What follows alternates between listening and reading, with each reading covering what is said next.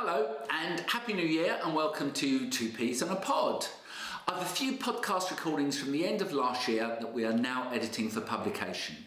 Giles and I have been working super hard over the last few months to make this space a hub for thought-provoking discussions where we can share our experience, some insight and ideas, all aimed at making you a better fundraiser. And today we're discussing regular giving, how it works, some common RG products like child sponsorship and room sponsor, what are the problems you might be facing in building a great RG program, and what are some possible solutions. In this episode, we'll break down the key pillars of a successful RG program, how to recruit loyal donors, building strong relationships through great stewardship, and also about how you can provide meaningful feedback that keeps supporters inspired. And let's not forget one of the most important elements of any great RG program, gratitude. Saying thank you isn't just polite, it's the secret sauce that will keep people giving. To that end, we're also featuring Lisa Sargent's brilliant new book, Thankology, which explores the incredible power of gratitude in fundraising. And guess what? You could win yourself a copy of this for yourself. All you need to do, and we've made it super easy, is share the podcast on LinkedIn. Just give us a share and you'll be entered into the giveaway. It's our way of saying thank you to you for helping spread the word. So whether you're a seasoned fundraiser, whether you're curious about the power of regular giving, or you're struggling with attrition, this episode is for you. So please join us on the brand new episode of Two Peas in a Pod, where innovation meets experience, and join us as we dig into the joys of regular giving. We're in a new studio. Look at this. Look at this. We've got lighting. We've got mics. We're really going up in the world. Anyway, welcome to another episode of Two Peas on a Pod. I'm here with my co-conspirator, Giles Pegram, CBE. Hello. And today we're going to be talking about the wonderful world of regular giving. We did a little poll on, I think, LinkedIn a while ago, and this came out top. So today we're going to be digging into all things regular giving and sharing views, ideas, talking about what's happening in the market and where we think things might be going. But before then, we've got another book for you. And this is a book that has only just been published. It is the absolutely wonderful Lisa Sargent's Thankology. And you know how much Giles and I love thanking. It's a completely underrepresented part of the whole fundraising process. And thank heavens we've got a fabulous new book on it. And Giles, how are we going to choose our lucky winner? I just want to say a bit about the book because I knew Lisa was writing it, so I bought it off Amazon. And then Lisa got in touch with me and said, thank you for reviewing it. Let me send you a signed copy. So I've got a spare copy. The great thing about it is it isn't just a discursive book about thanking. It's deeply practical. It looks at the ins and outs, do's and don'ts. For me, as I was reading it, there's like a wow factor idea on every page. So it's a real practical how-to guide on thanking. And as you said, Mark, we both and others agree that thanking is not only one of the most important things, as Ken says, it's probably the best fundraising tool we have, but it's also not done that well. So Mark, how are we going to decide on who gets it? We're going to make it super easy for you. All you need to do today to get hold of this book is share the podcast. We want to get more people watching us. We want to get more people involved in the conversation about what's great in fundraising. So this book, if you would like a copy, all you need to do is go onto LinkedIn and give the podcast a share, and you'll go into the hat and you could win a copy. And who knows, if enough of you actually share it, we'll maybe buy a few extra copies to distribute as well, so everyone can learn more about what the most fantastic things that fundraising can do. I was just falling over my F's and my TH's there. Right, anyway, now back to regular giving. Giles, Do you want to kick us off? I do, but Mark, I'm realising as we do these podcasts, we're very different characters, which is good, and also very different backgrounds, and which is good, and also very similar views on fundraising, which is good.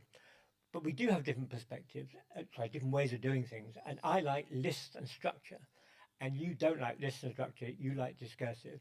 But let me just give an outline of what I'd like the structure to be today, which is, first of all, let's have a chat about regular giving in general.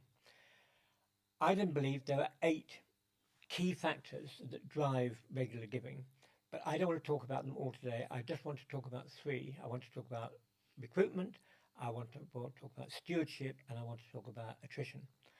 And then if we get good feedback from today, let's do another session in a couple of weeks' time and cover the rest of them.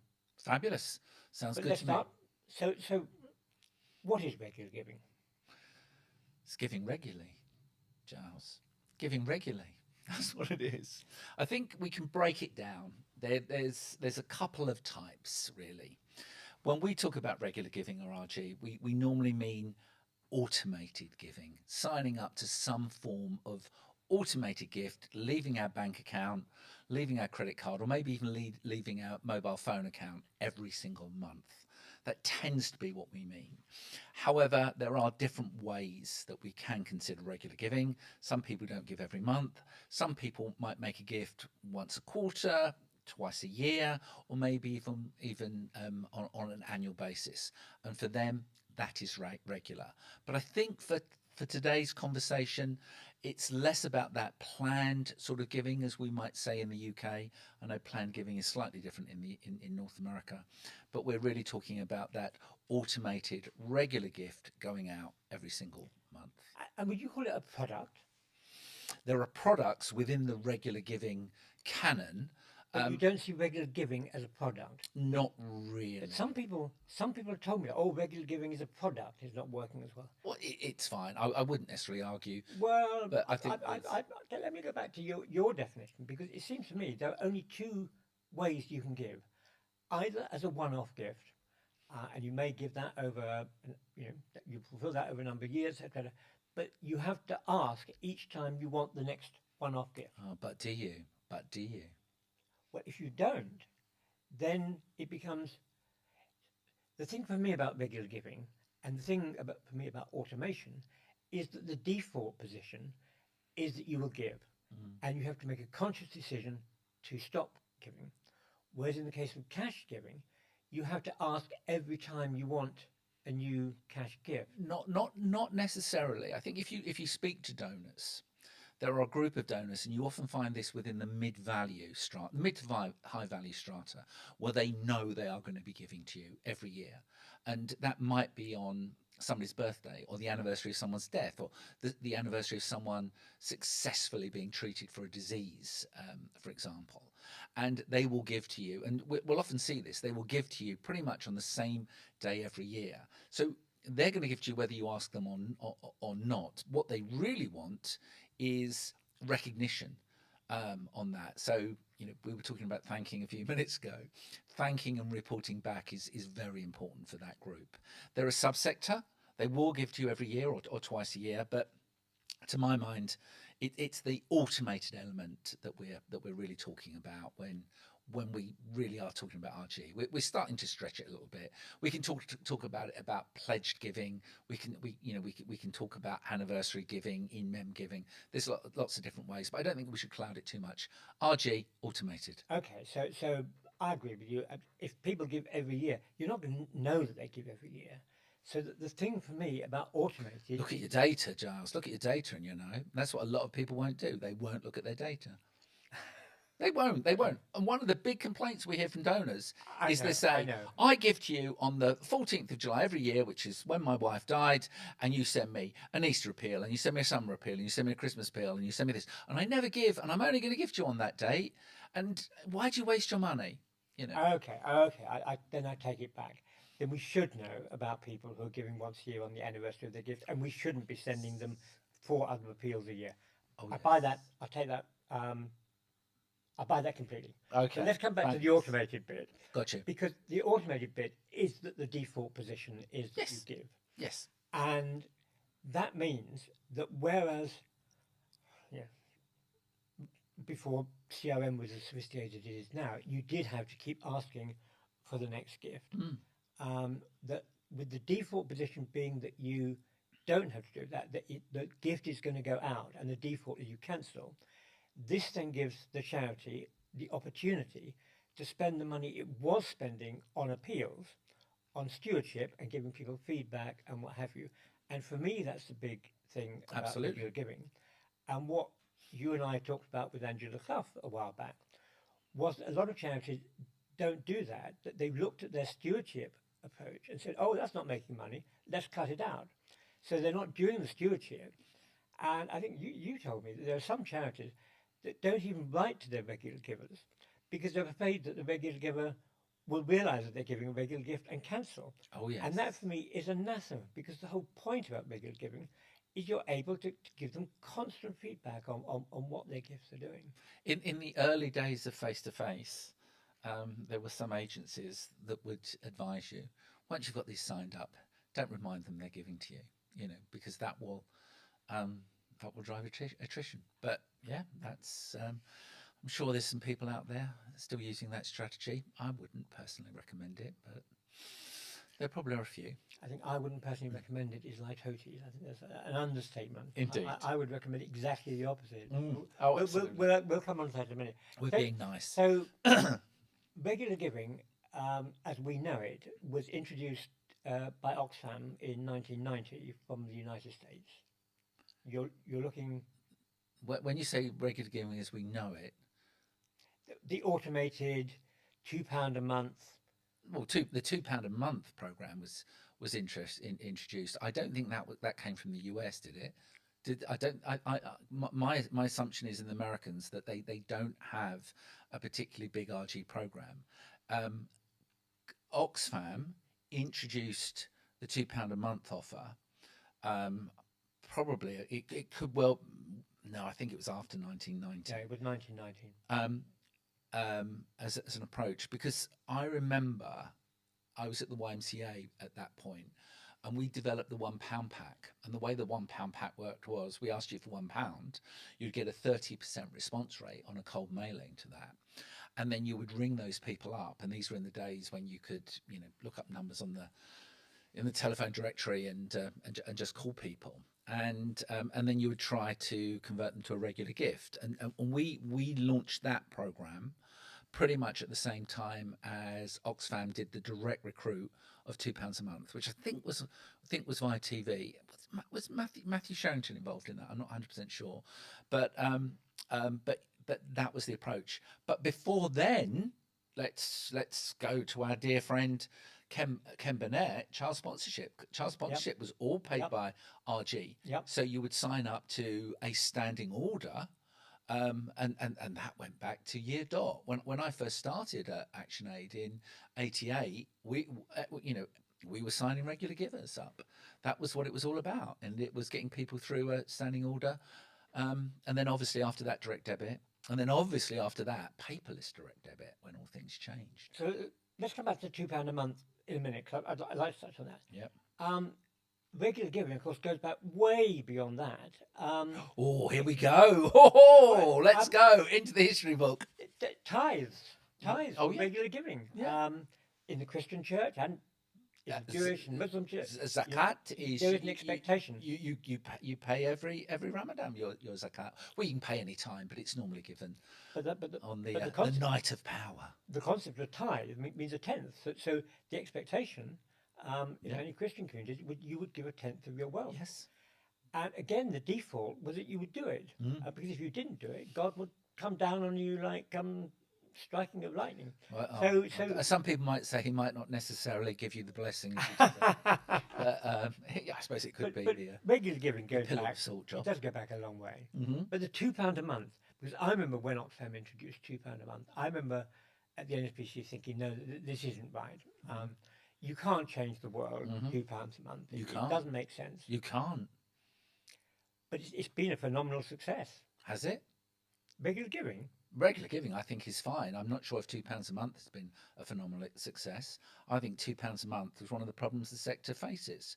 When that was introduced, You know, you know what I'm like. I track giving all the time, looking at what's happening, and suddenly people going out there saying, "Oh, £2 a month, you can solve the biggest problems in the world." I think that wasn't a good message to put out, and it was copied by everyone. Do you remember the tube trains? Oh You know, yeah. text giving, £2 or £3 a month on those. Everywhere you looked, you would go on a tube. A tube train, the underground for some people in some countries. But you would go on a tube train, and every single panel was a charity ad saying, text and give us £2 a month. Yeah, awful, awful. You know, it made people think that all you had to do was give £2 a month. And even today, we speak to very wealthy people about why they give so little, and they say, "Oh, it was all I was asked for. I was only asked for a fiver." It's going up now. You don't necessarily see the £2 or £3 a month offer because it became ubiquitous. You know, it was everywhere. But I think it has a fairly large amount to answer. You know, some of our biggest successes in RG recruitment has been when we've asked for a great deal of money. You know, we worked with one charity, and our big breakthrough, obviously it was creative work as well, but we took them from asking from £10 a month to 20 at a stroke. No problem, worked. So yeah, £2 a month. I'm not the biggest fan. No, back in 1990, there is an argument, and there was an argument when we were doing it at the NSPCC 20 years ago, where if you asked for £2 a month, you would then quite swiftly upgrade the ones who could give larger amounts. But the thing is that there was always there was always a rump that gave it £2 a month. Yeah. And when we tried to test at £5 a month, we lost that people who would give £2 a month. So that there are arguments either way going back in history. Can I just pick up? I know it's a digression from regular giving, but on your thing about tube ads, one of the things I used to hate, I don't know if it's still doing it, is this idea: give £3, text and give £3. Yeah. And That's a £3 a month offer or more. Well, no, It's more, they're asking for a cash gift of £3, and that's all they're asking for. And we know as fundraisers that what's going to happen is the following day they're going to get a phone call saying, "Will you make that £3 a month?" Or will you make that a tenner? Or will you make that 12 indeed? Yeah. So I think this idea of send a one-off gift of £3, I find that disingenuous. I find that disingenuous as well. Fact is, it's a trick. Do we need to trick people? You know, in saying, "Oh, we're going to give you this." You know, we only want £3. We know we don't, and we know, you know, so many of the times when the sector gets in front, you know, we get on the front page of the newspapers, it's because we've done something like that. You know, we can look at you know, some of these engagement type products, which are the same. Again, they were done via they were often done via text giving. Text in and we give you this booklet on, you know, I think there was one on the sort of like the 5 main symptoms of a type of cancer. And the idea was that you texted in for that book, and then you were called up, or you sign up to a regular gift. That is tricking people. I think, you know, if people think that when they engage a charity asking for advice, they're going to be asked for money, that's going to put people off. And if they need that level of help, I think that is not the right route to go down. So yeah, there were I think a number of approaches that were not necessarily the most ethical. I got one quite recently, which was, it seemed to be about Halloween, and you know, here are some ideas that you might want to you know, do your children with Halloween, and it went on with these ideas about Halloween, and it all seemed to be about ideas for you with your children with Halloween. And then as you got to the bottom, it said, "And will you help us help our children celebrate Halloween?" And you suddenly realised that what you thought was a genuine piece of advice is actually an appeal. Does the word sugging mean anything to you? Sugging. Selling under the guise of. No, is that a real term? Oh, You yes. just made it up. Okay. Oh no, it's a real term in marketing. Oh, I love this. Well, and learning. the thing is, in fundraising, some of us talk about fugging.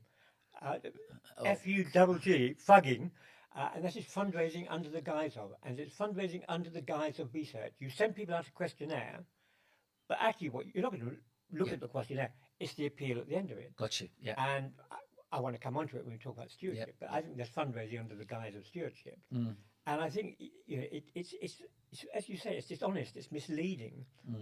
You're pretending one thing, whereas actually all you want is an appeal for money. And the If result. you want an appeal for money, inspire people to give the money. Yeah, because often when you trick, you get very, very high rates of attrition. That's the problem. Okay, so 20 years ago, ran an enormously successful and very big regular giving program. But what I get told now is, oh, the world has changed. And you told me the world has changed. So why don't we talk a little bit about how the world has changed, in what way the world changed, and in what way it hasn't?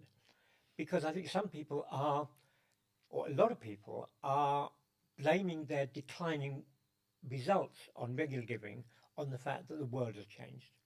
So can we explore that for a minute? Let's explore, Giles. Go on, then explore. You want me to start? Well, so I'm the one that's got the history. You're the one that's got the present day experience. Oh, Giles, I've got the history as well. Oh, you indeed. You So know, you've got a double whammy. but behind this youthful complexion lies a veritable Dorian Gray of cragginess.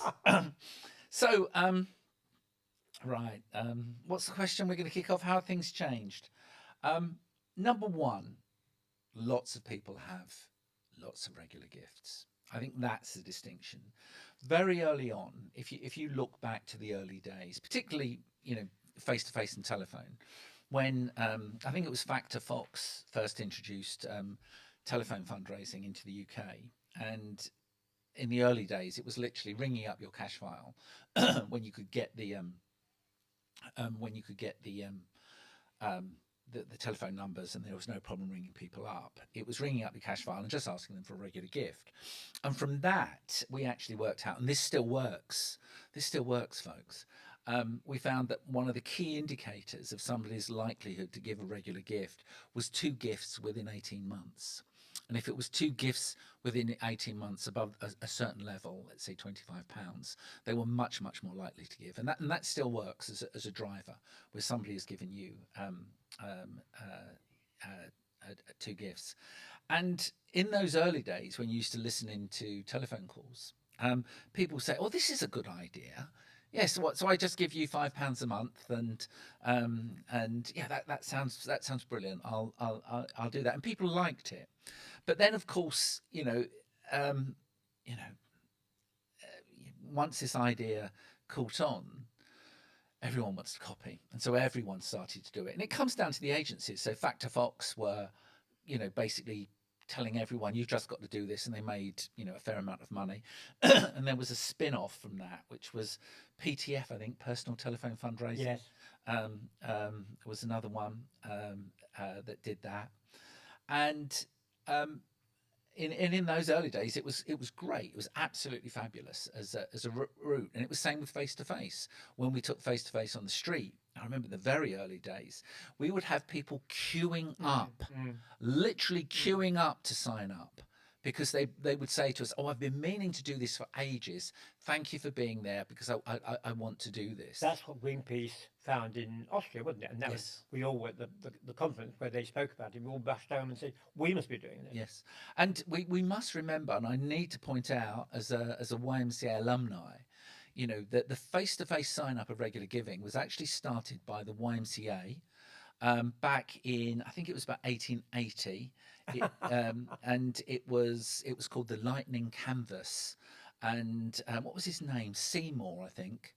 I can't remember this chap's name. I'll write it in the notes.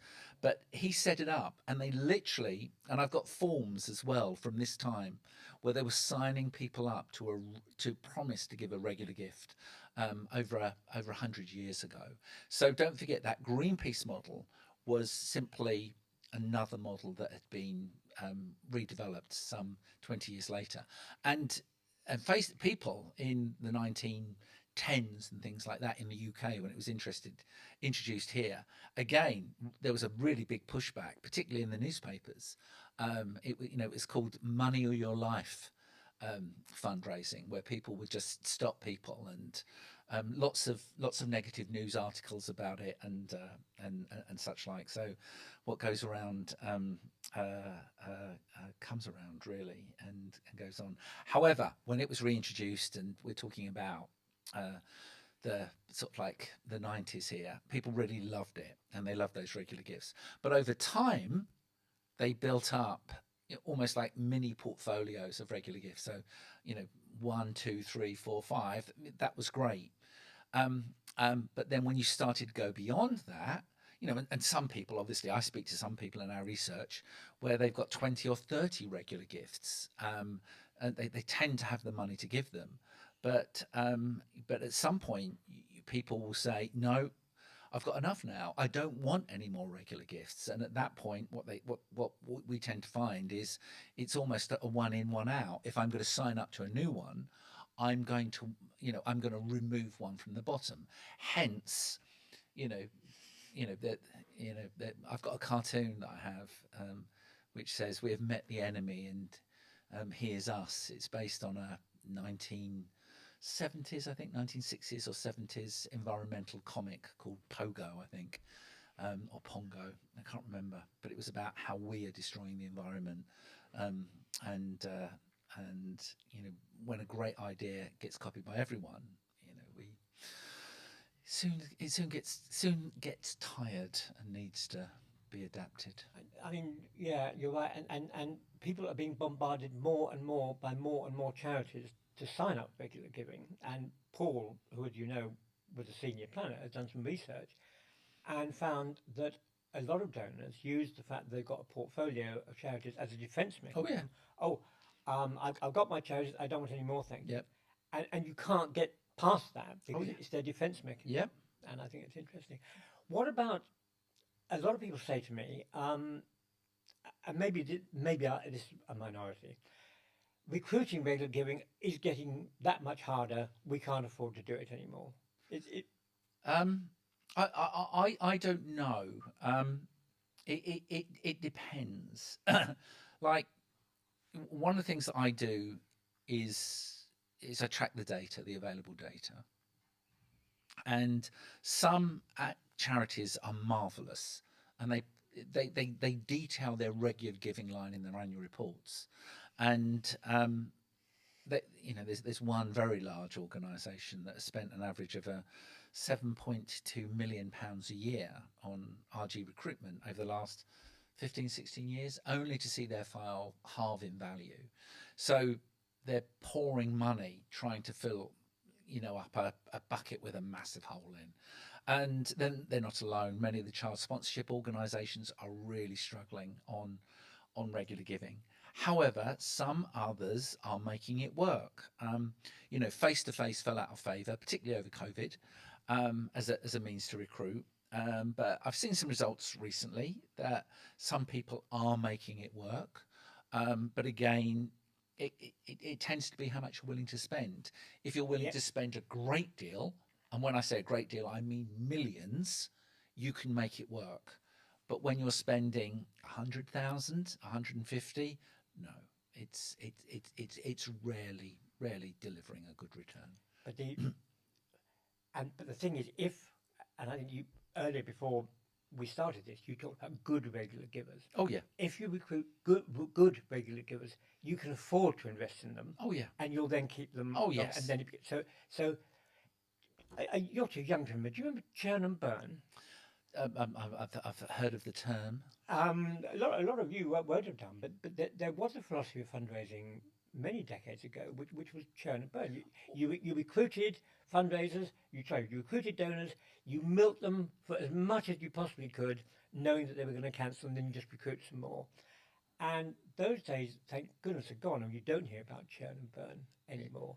I think it used to be called Goldilocks as well. Oh, really? I don't know. Meaning. I don't know. Okay, so should we move on to some of the specifics, and how can we help people make their regular giving more successful? Fabulous. Let's go, Giles. Something you said a while back was that you said to me, Giles, why don't you actually do a bit of promoting yourself on Two Peas on a Pod. Oh, I always say Well, that. okay. So, Helen, you may want to cut this out. I'm quite happy to. But audience, I am actually a consultant, and I love sharing my experience mainly with smaller charities. That's why I've been more successful. So please, if you're interested in having a chat, go to my website or email me, and I'd love to talk to you. End of commercial break. But Giles, what is the name of your website? GilesPegram.com. There you go. Carry on. Okay, let's talk about recruitment and regular givers. Got you. What I see an awful lot is a charity that makes its case, the need, the solution, the need for the donor to be involved in the solution, and then they say, would you like to make your gift monthly or a one-off? Now, I think that's missing the point, because it seems to me that in the old days of cash giving, basically what you were saying was there is an urgent need.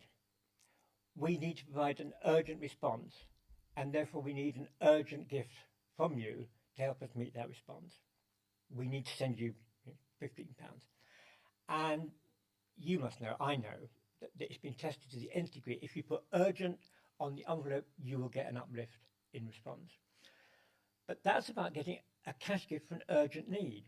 It seems to me that when you're recruiting regular givers, what you're doing is saying there is an ongoing need. We have an ongoing solution to that need, but we would like to invite you to be part of our journey and give a regular gift that enables us to continue to meet that ongoing need. Mm-hmm. And you're a part of our solution. You're joining us on the journey. Now, that's a different proposition from give now urgently and about join us on the journey for a longer term relationship. Absolutely. I agree. Yep. Do you want me to expand? Yes. Yeah.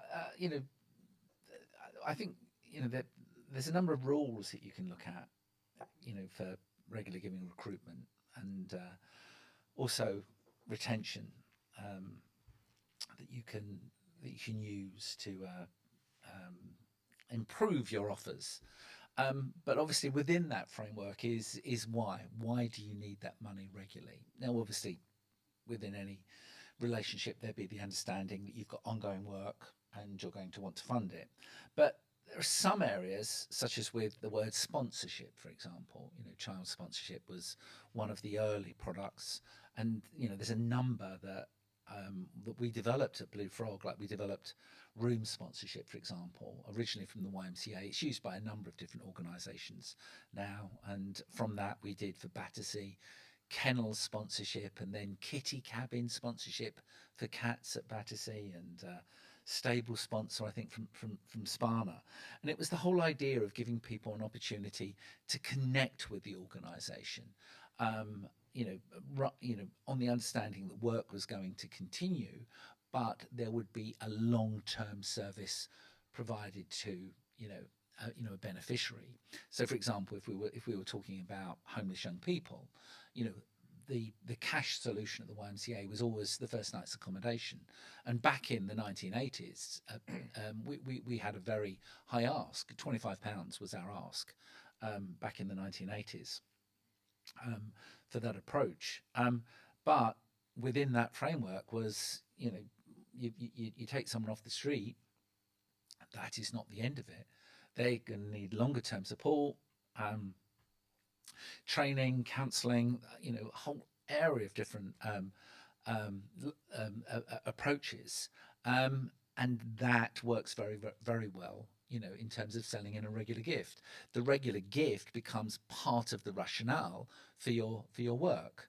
And this is the issue about the £2 a month. The £2 a month didn't really need a rationale. It was just like, oh, it's so little, you can't really say no, can you? Which was why so many people signed up for it. Medical research is another one that we've looked at, where it's very easy to say, we're funding a series of, most medical research programs are 3 years. We're funding a series of these. Will you commit to give to us for this program or this program or this program? And donors like that. In many ways, they like the fact that it's not completely open-ended, that there might be an end at some point as well. So that can enhance your product. So rather than just urgent, we've got to help people now, this sense that I'm planning, that my money is going to be used to fund work to an end, becomes an enhancement of that product, and it makes RG more attractive in a way. Exactly right. And therefore, if it's part of the rationale, it should be part of your proposition. If you're doing a mailing, say, or a DRTV ad, the whole proposition in there should be about the ongoing need, not about there's a famine, give now. It should be about the ongoing need, because then you have the rationale for the ongoing solution and the regular give. Yeah, absolutely. And it's, sorry. It's not really used that much on £2 or £3, but if you went out and you were doing, I've not done a regular giving TV ad for so many years, but if you're justifying why you need that regular gift, then yeah, it has to be built into that offer. I always resist talking about individual charities, but I'm going to talk about an individual charity. Now that I'm semi-retired, I spend quite a lot of my time watching TV, and particularly news TV. Oh, a lucky man. I know, and I watch Sky TV, and WaterAid have, I think, 3 ads, maybe 2, and they've been running the same ads for years. Yep.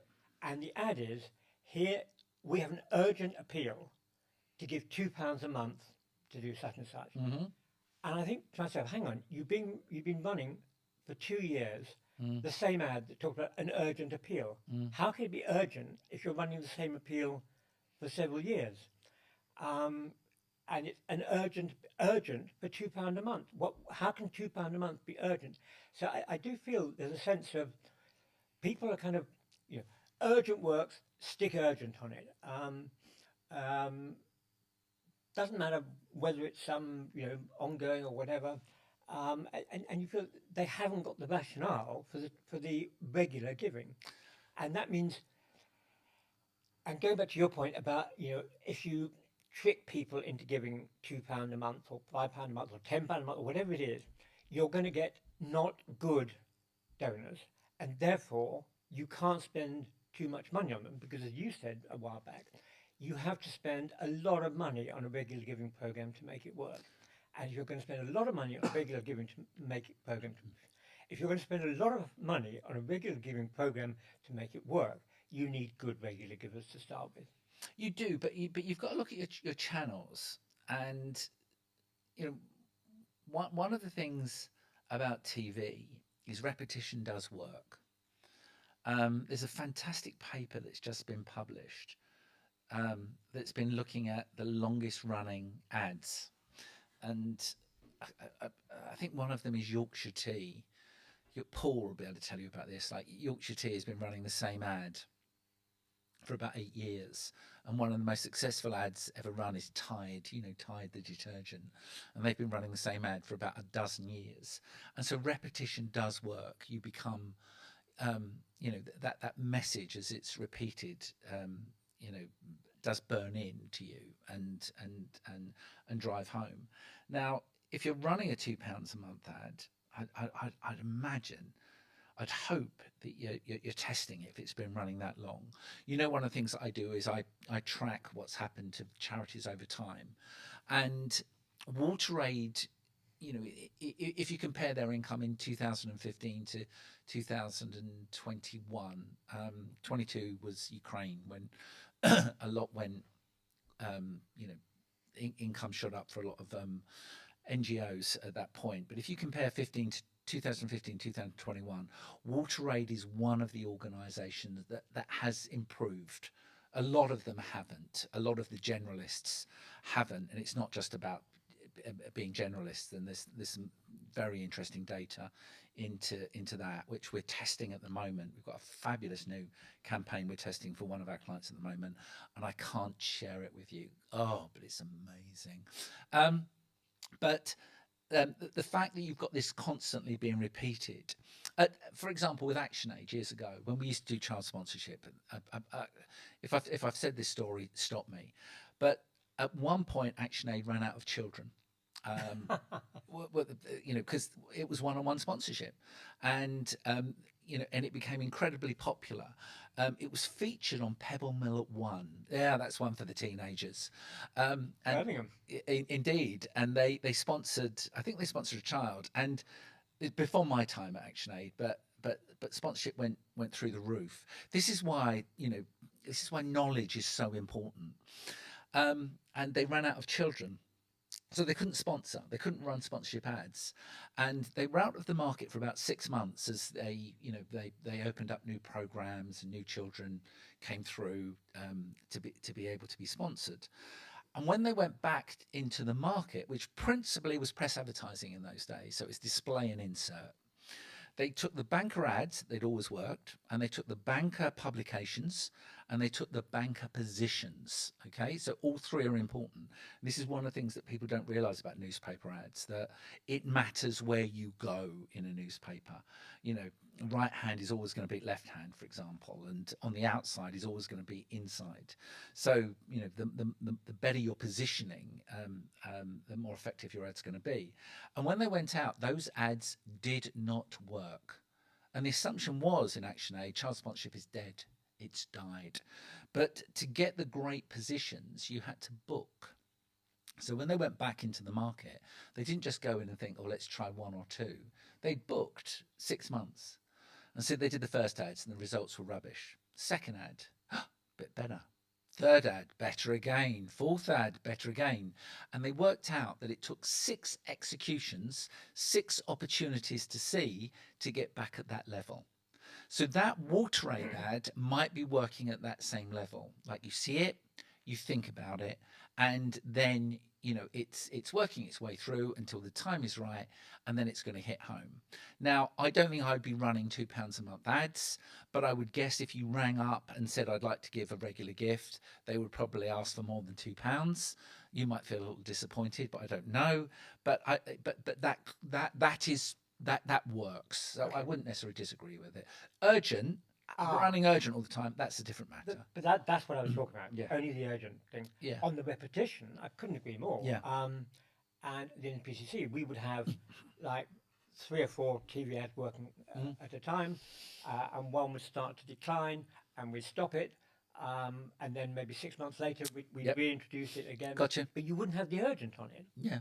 And the other thing, which you would know much better than me, is that we would run an ad 4 or 5 times on one day, and then leave it for 3, not do any over 3 days.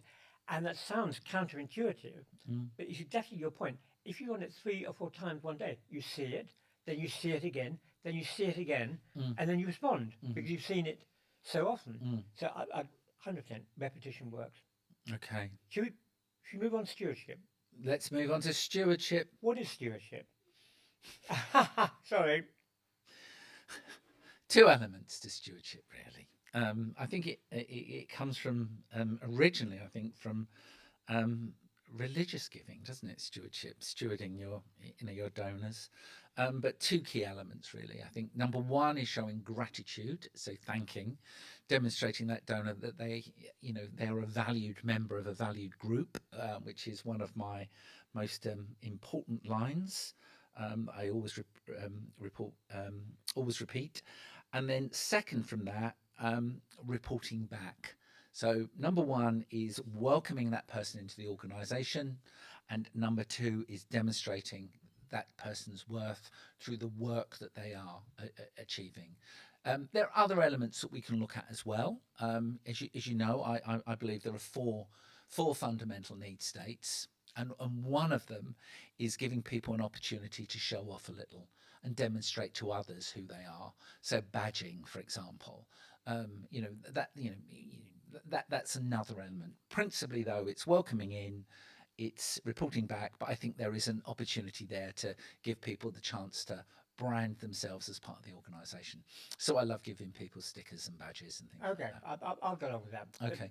So you conflated gratitude with thanking, and Yes. I think gratitude is more than that. It constantly it's about making the donor feel good about giving, feel good about themselves, feel that they've made the right decision. Yeah, but there's some Feel that reporting back though in there. Oh, as no, well. hang on, Yeah. hang on. I'm just dealing with gratitude.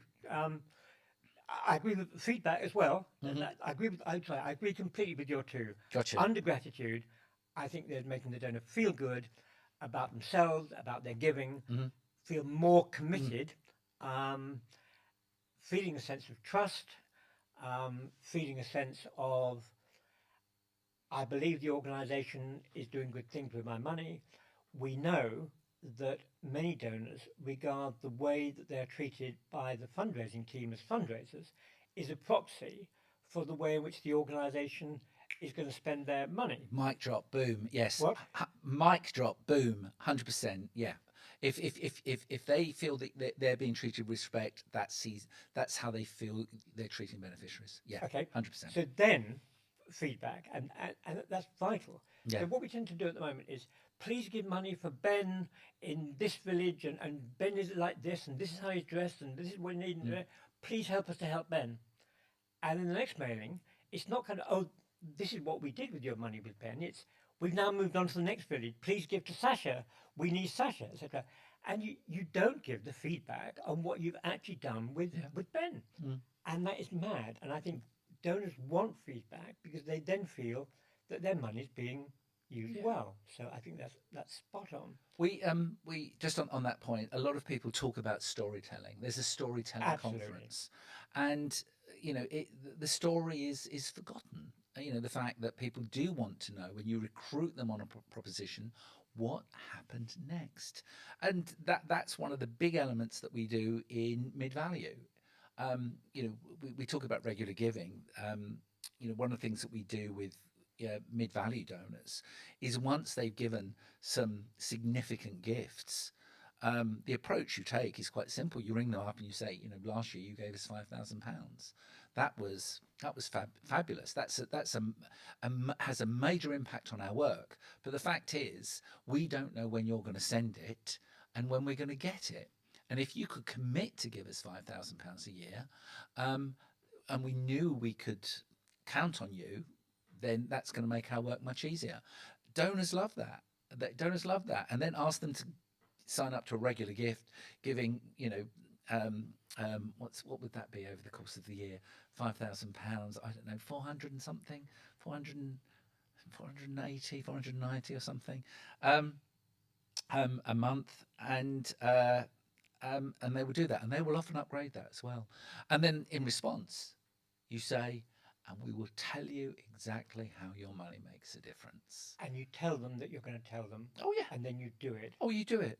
But that is absolutely critical for stewardship. Yeah. If you don't do that, you're not stewarding your donors well. Yeah. You're not going to keep that commitment alive. And I'll talk about Adrian Sargent next time we talk about this. Oh, how exciting! Indeed it is. And a lot of work's gone into it. Would you consider a newsletter a stewardship? 100%. Okay. What about if there were soft asks in the newsletter? Yep. Okay. But then I see charities assessing their newsletters on the basis of their ROI. Yep. Okay. Then I'm going to disagree with you on this one. I think the whole concept of stewardship, and therefore the whole concept of newsletters, should be outside in, not inside out. It should be about telling the donors what they want to hear, Yes. not what you want to tell them. Yes. And I think that Agree if with you that. send a newsletter and it's got an ask in it, the donor is going to say, oh, this is just another appeal, just another appeal. And I would argue, and I know you disagree, I can see you disagreeing as we speak, I would argue that a newsletter should be purely stewardship. It should be about telling the donor what they want to hear. And I think the only feedback you might want is a donor choice form. I want to hear from you less often, more often, etc. I don't think there should be fundraising in a newsletter. And I realise that's contentious. It's not contentious. Yes, it is. You don't agree with it. There are two types of communication. Well, there's many types of communication, but there's a scale of personalisation. So all printed media is broadly, depending on how it's done, is broadly on the impersonal side. So if you produce a magazine, it is impersonal. and the donor's position on receiving that magazine. And can I point out, mid-value donors are often the greatest group to send magazines and newsletters to, but your prompts must be very high for them. Never drop your ask down to a 5 or a 10. Always keep them as an appropriate ask. But the newsletter is seen as an impersonal communication. They know it is produced for everyone. So within that newsletter, you can have your report, you can have your work. And the thing that the standard Blue Frog approach for a newsletter, if you have the front cover, we will show you on the front cover the 3 most recent appeals you've sent. So we will include on that front cover, find out what happened here, find out what happened here, find out what happened here. And inside there should be 3 stories relating to the 3 previous appeals you've seen, along with other news and other items. Okay. But that's not asking for money. Oh, it is, because in every single one of those news stories, you'll have examples of what money can buy. Okay, within that. So, £25 could pay for this, £100 can pay for this, £1,000 can pay for that. Because if you're working with impersonal communications, it doesn't matter if it's a very, very high ask, but because people know that magazine will be available for everyone. It's not been produced just for me like a letter. Now, that's included within your pack. Within your pack, you can then decide how that is positioned by your letter. So within your letter, you might say, please find enclosed your magazine, shows you all the work that you've helped fund and how your money's been used, and there might not be an ask in there. It might be, you might say, and of course, I've included a donation film. This might be useful for you at some point in the future. Okay, so that's a very soft ask. That works very well. And so it works very well. Yes. Yeah, but that's the whole point. Working is about getting a financial response. No. Not about measuring how the donor feels afterwards. You're looking at your gift rate. You're looking at how long that donor is been with you, and you're looking at average value. So within the framework that we would look at Blue Frog, we are looking at how there are two types of donors. You've got people who've given in the last 13 months and people who've given after 13 months broadly. And then you've got long-term lapsed, but principally you're looking at 2 groups. And what we're looking at Blue Frog all the time is getting more and more people into that 0 to 13 months. So if you send out your magazine, and we do a number of different magazines for a whole host of different organisations. So this is done for Alzheimer's Society, Marie Curie, Sparna, Sense, whole host of different magazines. You have to structure it correctly for your group. So for people where it is a cash ask, you go out, strong cash ask in your letter, let's have a gift. But what you're also tracking within that is how your file is moving. And that's what I would be looking at, because I'm looking at long-term income. I'm not looking at appeal to appeal to appeal to appeal. Hang on, we're talking about newsletters. Yes. Okay. Yeah, but a newsletter will be part of a program, a very simple program, 3 cash appeals, 3 newsletters a year, plus a few other bits and pieces. And the newsletters have a soft ask in them. And the newsletter, the newsletter would show you how your money could make a difference for mid-value. Not an ask. For mid-value, it would show you how your money could make a difference, and there would be a donation form in there. But on the letter, you would not necessarily be going out and saying, please give us 25 quid. Okay. What you are saying is received wisdom. It is what now is accepted by the sector. Oh, am I wrong, Charles? No, hang on. Everybody's wrong who's doing that. I'm in a minority. Okay. I realise that. I'm maybe a minority of one. But I think a newsletter should not have a soft ask. I do not think it should have a donation form. I believe it should... Hang on. I know... Tom Ahern, are you watching? Are you watching, Tom? Let's have a comment. There's as many comments as possible. I believe that newsletters should be purely stewardship. Tom, the king of the newsletter, Tom. Come on. They should be about giving donors feedback on what their money has done. It should be about making them feel good. It should be outside in. It should be about what the donor wants, not about you want from the donor. But that's an opinion of one. You're not. Can I move on? Carry on. Because I think carry on. Right. Another form of stewardship I see is one that is a letter that looks like an appeal, but isn't. It is actually giving feedback and making people feel good, but it looks like an appeal. Now, I have a problem with those too. Okay. When they land on the doormat, Yep. you have 3 seconds, when the donor opens it and opens it. If they think this is another appeal, they might bin it without having realised it's actually a stewardship communication. Okay, I accept that. Okay? Then let me give you an example of a stewardship communication we use at the NSPCC. Okay. Okay, an A4 art paper, a painting done by a child with thank you. Reproduction or real? No, reproduction, but on art paper. Yep. Oh, no, total reproduction. Thank you on the bottom. And then on the other side, totally, not personalised, just printed, a handwritten note saying our children wanted to say thank you. The children in our day centre, we had a competition, this is what came out. They were thrilled to bits to be part of the competition because they felt so grateful to you. So we hope you enjoy this. And we would send that without any personalisation on the back, without anything on the back except that message. No logo for the charity, just the print on one side and the message on the other. The outer envelope, NSPCC, printed mail thing, no letter, no donation form, no business reply envelope, just simply that picture in a envelope. You go along with that? Yep. The amount of white mail we got as a result of that. Yep. We haven't given people an address, but they wrote to us, they found it. So thank you so much. That was absolutely brilliant. People have been looking into the envelope, looking for the donation form. Yep. It wasn't there. That is pure stewardship, in my view. And I've got examples like that. My favourite ever mailing was a letter that we sent from DRC in, oh God, it was probably been in the 2000s, late 2000s for ActionAid. And we visited a project in Goma, which is on the border with Rwanda. It was a refugee camp. And this town in Goma had been hit by a volcano, and the volcano had destroyed the village, and ActionAid was rebuilding houses. And the letter, and I'm going to drop it into the video, so you'll find it somewhere around. The outer envelope was an outer envelope typed, but we sent it from DRC.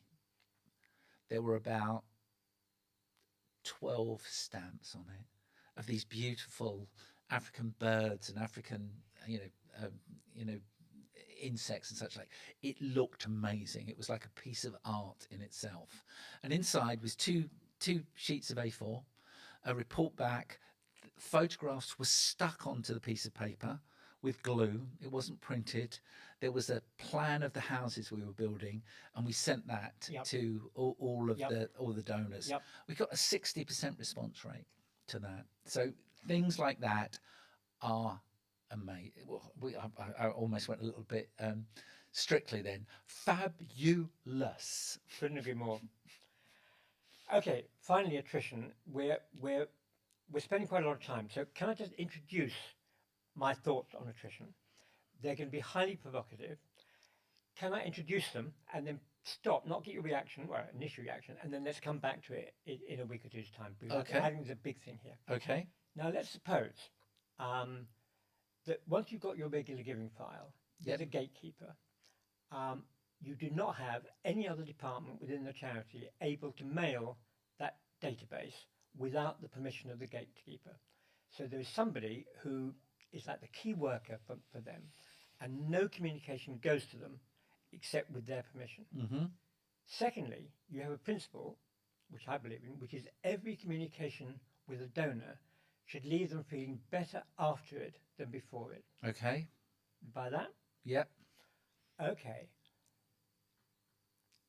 Then, if that's the case, if every communication with the donor makes them feel better before it than after it, why would they cancel their direct debit? Oh, so this would be an easy one to introduce, but a long time to discuss. Just hypothetically, if you've got a gatekeeper, if all of your communications are making the donor feel better after it than worse, if you can put your communication with the donors up on a wall at the end of the year and look at them and say, yeah, as a complete set, I'm proud of that. They do what Adrian Sargent said, commitment, trust, satisfaction, leading to loyalty. Let me hypothesize, just for the sake of argument, and it will be argument, we know that 1% of the file will die. Perhaps more, but carry on. Perhaps more, but leave them to one side. Others will move. I want to hypothesize with you next time we talk. Why should we not be aiming to get our attrition down to less than 1%? Give me an immediate response, but can we then pause and think about it? Yeah. I don't think you'll be able to get it to well, you possibly with very long-term supporters. You've got too many people have lives, and I think that's the difference. You know, an organisation you might be very committed to, something will happen to you, and suddenly your commitment will go elsewhere. And often people talk about illness as being a driver that will move one organisation from up and down your portfolio. People retire. When people retire, they tend to look at their portfolios and they tend to cut people out. But on your premise, you know, that would be one of the organisations that they would keep. They move home. I think you've got some other factors. I think under 1% would be tough. When we were at ActionAid and we did child sponsorship. And don't forget, this was child sponsorship principally recruited through press. So you had to put an effort to, you know, you had to fill in a coupon, find a stamp, send it back, or use a BRE on an insert. We would get our attrition running at about 7 or 8%, and I think that was as good as we could get in those days. And don't forget, child sponsorship is great feedback. There'd only be 2 appeals a year. There'd be a Christmas and a Easter appeal, and you'd get very, very low responses to those. And that, you know, that's another thing. If you create a product, people will not often necessarily consider, I'm going to give you extra cash gifts. So if you sign people up to a membership scheme as a regular giving program, you can often knock the bottom out of the appeal side of that because they feel I'm doing what I should do. But in principle, I agree. I just think that your bottom limit is going to have to be higher. I don't think the majority of people out there agree with you at all. I think you're giving me far too easy a time. I said, why not aim for less than 1%? And you said that would be tough. I think most people out there would say you're completely off your rocker. It's completely impossible. So I'd like to discuss next time why people will think it's impossible. You talked about people have lives, things happen to them, illness, retire, move home. I would like to suggest some others to you. Okay. Their children are passionate about climate change and insist that you don't give money to NHPC, you give money to climate change, otherwise we're not going to live, blah, blah. And so, you know, your priorities change. I can see that, and I can see other things as well. But I don't think most people would think you should even aim for less than 1%. So what I'd like to do, because we've been well over an hour today, can we pause there? Can we reflect on that? Let the audience reflect on that, and if they tell us they want to, let's come back and talk more about attrition next time and the other factors. So we're going to talk about why 1% should be your target. No, you're going to tell me why 1% shouldn't be your target. Okay. Okay, there you go. Hang on, because I think most people out there would think that even aiming for less than 1% was completely ridiculous, outrageous. You shouldn't even think about it. You're talking about being tough. I think they think it's impossible. Let's discuss it. Let's discuss why people think it's impossible and why actually we might aim for it. Because one of the things for me, and you know, my history is of setting ridiculous targets, is that people are motivated. If you start by aiming for something that seems impossible, that will drive your mindset. Say, okay, how can we make it possible? Whereas if you start by accepting, we accept that 8% of our file is going to lapse away, and let's work on the assumption that that's going to happen. Whereas if your mindset is we're going to aim for less than 1%, it puts you in a different position. And I'd like to discuss that. Let's discuss that. I shall look forward to that. I look forward to that. Right. One last reminder. Don't forget, if you want the copy of Thankology by Lisa Sargent and you're still with us after, what have we been, about an hour and 10, don't forget, share the podcast on LinkedIn and you will automatically go into the draw to win that book. And if we get a few extras, we might buy a few extra copies, because Lisa's book is magnificent. So we'll do that. Until the next time, that's going to be goodbye from me. Yeah, I just want to say thank you. If you're still watching, thank you for watching. Mark, I really enjoyed that. I think that was a good session. Thank you. Fabulous. And hopefully you like our new studio as well. Anyway, happy fundraising. Thank you for watching. And we'll be back with you in another couple of weeks. Maybe even less than that. Maybe even less than that. Thanks for watching.